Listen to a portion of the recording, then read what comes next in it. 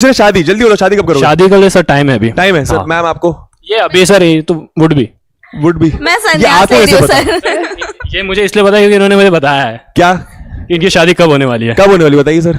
Date बता दो, date reveal कर दो। नहीं नहीं मुझे भी बता दो। गाइस राज खुल रहा है यहाँ पे तो। पूजा मैम कब करना चाहेंगे आप, मतलब क्या कहना चाहिए, विचार क्या है आपका?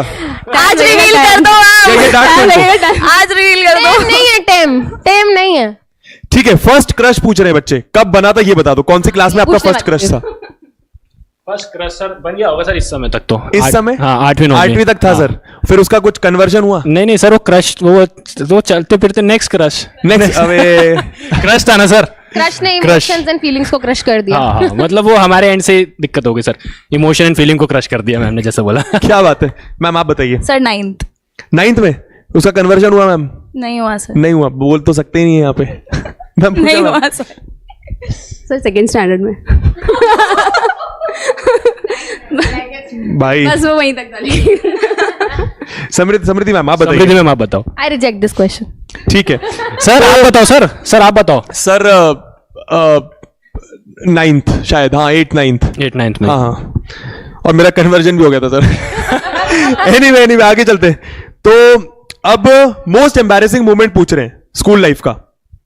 मोस्ट कोई एम्बैरेसिंग मोमेंट, कोई ऐसा मोमेंट जो आप लोग सर बहुत एक तो है बताइए। सर। मेरा जो दोस्त है वो डिसिप्लिनरी कैप्टन था और मैं मतलब जो डिसिप्लिन तोड़ने वाला आदमी में से। अब पेरेंट टीचर मीटिंग थी। अब पेरेंट टीचर मीटिंग के समय दोनों के पापा साथ में जाते थे। अब उसके पापा को हमेशा बहुत ही अच्छी अच्छी बातें बताई जाती थी कि ये लड़का बिल्कुल पढ़ाई में अच्छा, एकदम समय से सब करता है, मतलब वो बोलते हैं ना टीचर्स बॉय, बिल्कुल वो लड़का था। और हम टीचर ने बोल दिया करना है, मतलब अब तो वो नहीं करना, उसके अलावा सब करना है, मतलब थोड़ा ऐसे वाले सर। मजाक मस्ती में तो थे, ठीक है। थे मजाक मस्ती में तो बस पेरेंट्स के सामने उसके सामने पापा के बेटे की तारीफ होती थी, अब मेरी नहीं होती थी। बस यही था सर। तो इसमें पेरेंट्स के सामने एम्बेरस हो जाते थे sir. Ankita ma'am any such moment? Sir actually मैं 11th में है ना, मुझे कॉमर्स लेनी थी, पर पापा ने बोला कि नहीं डॉक्टर बनना आगे जाके, तो तुम bio low with maths. Bio with maths दिला दिया। 11th में मार्क्स ही नहीं आ रहे। पापा आए, मैम ने बोला कि ये मार्क्स लेकर नहीं आती है, ये पढ़ती नहीं है, ऐसे वैसे। पापा ने धर दिया क्लास के सामने। 11th की बच्ची थी मैं सर, बेइज्जती हो गई, बहुत ज्यादा एम्बैरस फील हुआ। लेकिन उसके बाद में फिर मैंने पढ़ना शुरू किया। लड़कों के लिए कितनी लेसन छोटी-छोटी- था वो बेसिकली मेरे लिए, पर हाँ ठीक है, वो एम्बैरेसिंग भी था मेरे लिए। बट मैम उसके बाद से सख्त हो गई थी। मैम जैसे पापा आते थे, ये पढ़ती नहीं है पर ये पढ़ने वाली बच्ची है, ये पढ़ेगी, ये मेहनत करेगी। सब फेवरेट डायलॉग होता था स्कूल में। पढ़ती नहीं है पर पढ़ लेगी, पढ़ लेगी, ये कर लेगी। क्या बात है पूजा मैम? आई थिंक वो मुंह पे नहीं बोल सकते ना, आपके बच्चा नालायक है। तो ऐसा बोल देते हैं। वो ब्लेम भी नहीं लेना चाहते थे कि फिर से धर दिया तो सही नहीं लगेगा। सर मेरे लिए एम्बैरेसिंग ये था कि ऐसे ही हम फ्रेंड्स सब सीटिंग अरेंजमेंट होता है तो चेंज कर देते हैं ना, जो फ्रेंड्स होते हैं तो इधर उधर, कोई फर्स्ट बेंच पे बिठा दिया, किसी को बीच में बिठा दिया। तो ऐसे ही मेरी एक फ्रेंड थी, तो और मतलब हम 2 फ्रेंड फिर भी साथ में हो गए थे। तो अब वो आती थी, कोई टॉफ़ी आती थी ग्रीन कलर की, मैंगो वाली फ्लेवर की, तो वो फेंकी गई। तो मुझे पता नहीं था, मैं तो अपना काम कर रही थी, लेकिन वो आई मेरे बेंच पे और टीचर ने देख लिया और फिर मुझे पूरी भरी क्लास के सामने, क्लास से बाहर, और मैं ऐसे थोड़ी ऐसे शाई बच्ची हुआ करती थी, और मेरे को ऐसे टीचर ऐसे देखते थे कि हाँ ठीक है अच्छी बच्ची है, कुछ परेशान नहीं करती, लेकिन मुझे उस दिन क्लास से बाहर निकाल दिया गया था। तो वो बहुत ज़्यादा एम्बैरेसिंग था और मैं बाहर जाके रो रही। छोटी छोटी बातें। एम्बैरेसिंग मोमेंट था। मुझे याद है जब हम क्लास 10th में थे, हम जान पूछ के होमवर्क नहीं करके जाते थे सो दैट हमें पनिशमेंट मिले, हमें क्लास से बाहर खड़ा करा जाए, सो दैट हम क्लास में बोर ना हो। हम बाहर खड़े रहते थे, जान पूछ के पनिशमेंट में बाहर खड़े होते थे और बाहर खड़े होकर बहुत मजा करते थे, और जो बच्चे अंदर होते थे वो बोर फील करते थे। ये 6-7 की बात है ना, तब ऐसे वो इज्जत वाली बात हो जाती थी कि अरे क्लास से बाहर निकाल दिया। तो उस समय ये हुआ था। क्या बात है मैम, आप लोगों के निकनेम्स क्या हैं? क्या मतलब कोई से प्यारा सा सर बचपन में तो मुझे पांडा बुलाते थे। पांडा? सर एक्चुअली एक भजन था पंडा, नहीं सर वो वाला पांडा नहीं, एक्चुअली वो था पंडा कराए रहो पूजा, जो अभी जैसे नवरात्रि भी आज तो वो गाना बसा था, पंडा कराए रहो पूजा मैया की झूम झूम के। पंडा मतलब पंडित। अच्छा। सो अगेन उसलिए मेरे को पंडा ना बोल के उसको ऐसा थोड़ा सा मॉडिफाई करके पांडा बोलने लगते थे, तो पांडा।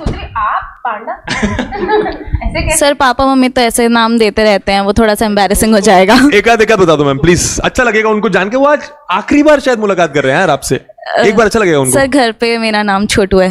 छोटू। पूजा मैम? सर घर पे तो ऐसे पूजा का पूजी हो जाता, लेकिन स्कूल में 7 तक मतलब मैं ऐसे टॉल गर्ल्स में हुआ करती थी, लेकिन उसके बाद से हाँ मैं ऐसे लाइन में पीछे खड़ी रहती थी, लेकिन उसके बाद फिर मेरी हाइट तो रुक गई। फिर ऐसे 11 तक आते आते क्लास में मुझे वही, इनको तो पेरेंट्स बोले ठीक है, क्लास में सब छोटे बोलने लग गए थे, तो वो था वहाँ पे। सर आपका बताओ सर, बच्चे आपके लिए भी पूछ रहे हैं, मैम आपका भी बताइए। फ्रेंड्स बोलते तो ऐसा लगता अरे फ्रेंड्स बोल रहे हैं, मुझे निकनेम मिला है, तो वो कूल लगता था उस समय। हाँ सर, आपका निकनेम? मेरा यार स्कूल में तो मुझे अंधा बोलते थे। अंधा था।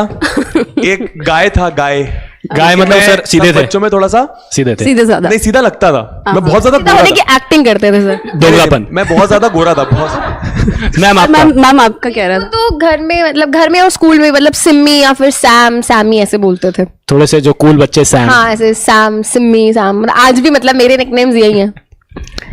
क्या बात है। कोई पनिशमेंट जो बढ़िया सी मिली हो आप लोगों को, हाँ सर बिल्कुल। बताइए। एक आध जो पनिशमेंट मजा आ तो जाए। सर उसमें तो मजे ही किए, पनिशमेंट तो मैम बताओ आप। मजे ही किए, पनिशमेंट में भी मजे किए। मुझे याद है हमारे स्कूल में उस टाइम पे होता था कि लड़कियां भाई रक्षाबंधन पे या भाई दूज पे मेहंदी नहीं लगा के आएंगी, तो पता होता था कि स्कूल जाएंगे पनिशमेंट मिलेगी, बट फिर भी लगा दो। और हमें यहाँ तक रैली में आगे जाते थे, भर के गाते थे, और पता था अगले दिन स्कूल जाएंगे, डांट पड़ेगी, पनिशमेंट मिलेगी। तो और ये पूरा मतलब होता है ना, प्लान्ड होता था। क्लास की 20 लड़कियों में से 18 लड़कियां मेहंदी लगा कर आती थी, और ये पूरा मतलब होता है ना, प्लान्ड होता था।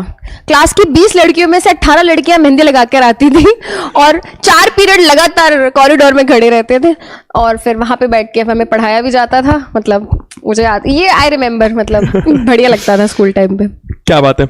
आप लोग का कुछ पनिशमेंट? मतलब मेहंदी लगाने पे पनिशमेंट क्यों मिलती है, मुझे आज तक समझ नहीं आ रहा है। लड़कों में मैम हेयर स्टाइल में रहता था कि कुछ हेयर स्टाइल अगर कुछ हो गई टेढ़ी सीधे, बाल नहीं कटवा, नाखून चेक करेंगे, बाल देखेंगे, टी-शर्ट बाहर है, टी-शर्ट बाहर है, पैंट आपका नैरो ब्रॉड तो नहीं है, वो चेक करेंगे। Narrow bottom. हाँ, नैरो बॉटम तो नहीं है। और चलता था, हम लोग पहनते भी थे। सर वो तो कूल लगता था, जो आज नहीं लग रहा है। पनिशमेंट दी थी नाखून बढ़ाने पे, तो देखो आज। ये देखो मैम सॉरी। ठीक।